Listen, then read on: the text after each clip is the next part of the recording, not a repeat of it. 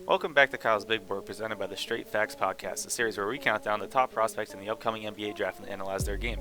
With the NBA draft tomorrow night, it is officially top 2 time, and if you guys have been keeping up, you know who these two players are. But without further ado, today we'll be looking at the number 2 prospect on my big board, LaMelo Ball.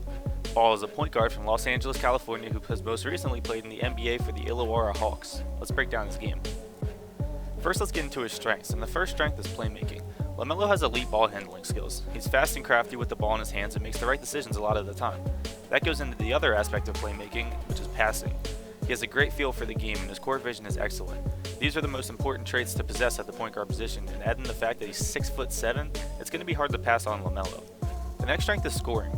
I'm sure you've all seen LaMelo hit threes from half court on multiple occasions, but I don't see him as an elite shooter right away in the NBA. I think the strength comes in his whole scoring package. In the past few years, he's become a really good finisher. He has a good touch and likes to use his floater, which is really effective for him. I think this whole scoring package, not just the shooting, is a major plus. The last strength is confidence. While this trait can be disadvantageous to a lot of players, LaMelo is not one of them. He plays with a swagger that's hard to explain, but when you see it on the court, you realize it makes him a really better player. Obviously, he's been in the national spotlight for 5 or 6 years now, and it's finally time to get it.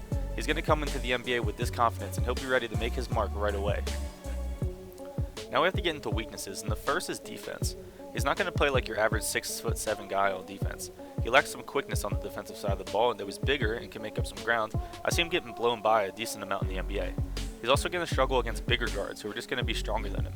While he can be a capable defender, he doesn't bring the same effort that he does on offense, and this will be highlighted at the NBA level. The next weakness is shot selection. It's finally NBA time for LaMelo. The 40-footers and floaters from the three-point line aren't going to work anymore. He has a tendency to throw up low percentage shots, especially off the dribble, from all over the court. This has to settle down at the NBA level as it's going to limit his production on offense. Now let's move into an NBA comparison. And there's not a great comparison for a 6'7" point guard, as there just hasn't been too many of them in NBA history, but I do see a player that LaMelo can play like and might just be his ceiling. That's Penny Hardaway. While Hardaway was much more athletic than Ball, their impact on the court can be very similar. Both players can affect the game through passing, scoring, and rebounding without relying on a three-point shot. While Hardaway had the athleticism, Ball's going to have that three-point shot, and their production could be very similar. To conclude, LaMelo Ball is a guy everyone is hyped to see play in the NBA.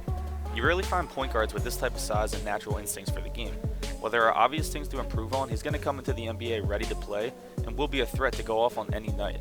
While I didn't put him at my number 1 spot, a number 1 pick spent on LaMelo Ball would not be a waste. He has the potential to be a really special player in the NBA.